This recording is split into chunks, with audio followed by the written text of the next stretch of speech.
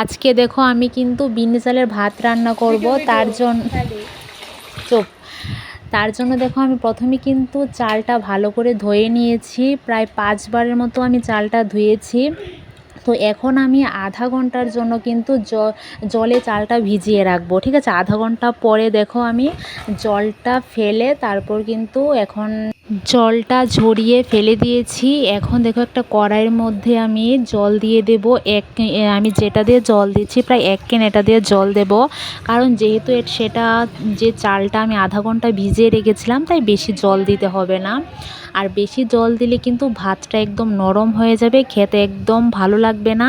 আমি যে বিন্নি চালটা রান্না করব একদম কিন্তু সহজভাবে রান্না করব, কোনো ভেজাল নেই বা বেশি টাকাও এখানে খরচ করতে হয় না, শুধু চালটা কিনে আনলেই হয়। আমার কিন্তু এখানে জলটা হালকা গরম হয়ে গেছে, এখন চালগুলি আমি দিয়ে দেব। সবসময় কিন্তু খেয়াল রাখতে হবে যে জলের একদম চালটা যাতে জলে, তাই দেখো আমি যতটুকু এখানে চাল দিয়েছি তার একটু বেশি জল দিয়েছি। বেশি দিলে কিন্তু ভাতটা একদম নরম হয়ে যাবে। তারপর এখন লবণ দিয়ে দেব। লবণটা আমি এখানে প্রথমে অল্প দিয়েছি, না হলে যদি এই নুন একদম বেশি হয়ে যায়, তার জন্য কিন্তু অল্প দিয়ে এখন রান্নাটা করব।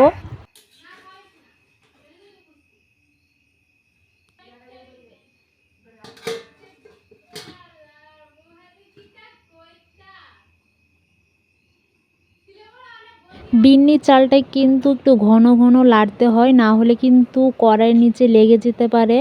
তো দেখো আমি এখন ঢাকনাটা খুলে লাড়বো। জলটা যখন মোটামুটি শুকিয়ে যাবে তারপর কিন্তু আর ঢাকনাটা দেব না।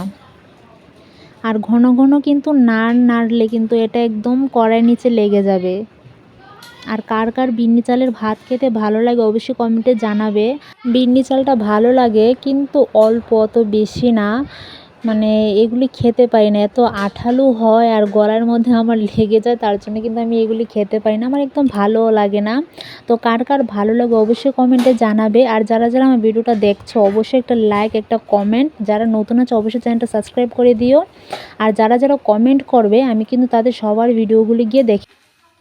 প্লিজ যারা যারা দেখছো ফুল ওয়াচ করে ভিডিওগুলো দেখো, না হলে কিন্তু ওয়াচ টাইমটা যোগ হয় না।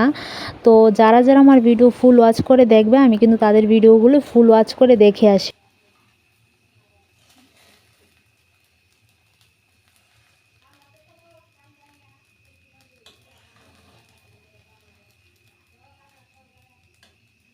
দেখো এতক্ষণ কিন্তু আমার গ্যাসটা কিন্তু হাই ফ্লেমে ছিল, এখন কিন্তু একদম কমিয়ে নিয়েছি। তো এখন কমিয়ে ঢাকনা দিয়ে দিয়ে ভালো করে এটাকে রান্না করে নেব।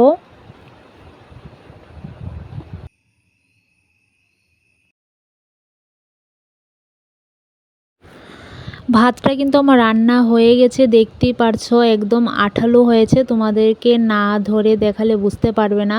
তো এখন তো গরম তাই এখন দেখাতে পারছি না, আমি তোমাদেরকে পরে দেখিয়ে দেবো, ঠিক আছে। আর ভাতটা কিন্তু এখন হয়ে গেছে, এখন নামিয়ে নেব।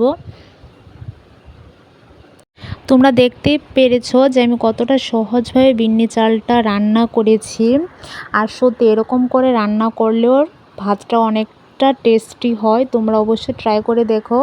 আর এখন কিন্তু আমি বিন্নি চালটা যেহেতু রান্না করে নিয়েছি, এখন মাংসটা রান্না করব। বিন্নি ভাতের সাথে আজকে মাংসটা দিয়ে খাবে, আমি খাবো না, বলতে আমি একটু টেস্ট করব, এতটুকুই, বাড়ির সবাই খাবে আর কি। তো চলো এবার মাংসটা রান্না করব। ভাতটা কিন্তু দেখতে আঠালো আঠালো মনে হচ্ছে। দেখো একদিকে কিন্তু আমি কড়াইতে মাংসটা বসিয়ে দিয়েছিলাম।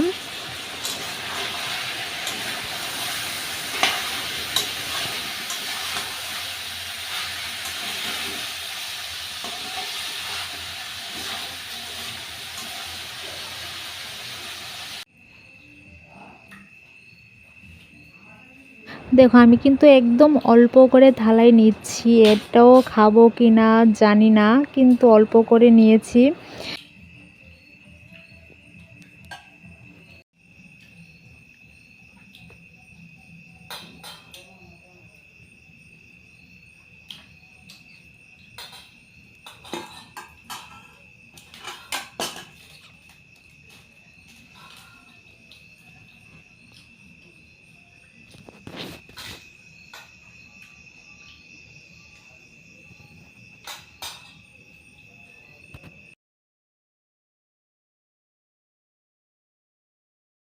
জানি না তোমরা বুঝতে পারছো কি না, ভাতটা দেখো কতটা আঠালো হয়েছে।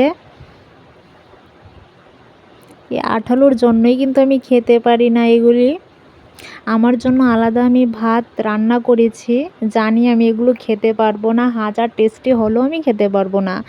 লাস্ট পর্যন্ত আমি একদম অল্প করে খেয়েছিলাম, খেয়ে দেখো বাকি ভাতগুলো ফেলে দিতে হয়েছে। তো তোমাদের কাছে ভিডিওটা কীরকম লাগলো অবশ্যই কমেন্টে জানাবে। আজকের জন্য এতটুকু, দেখা হচ্ছে পরে ভিডিওতে, বাই।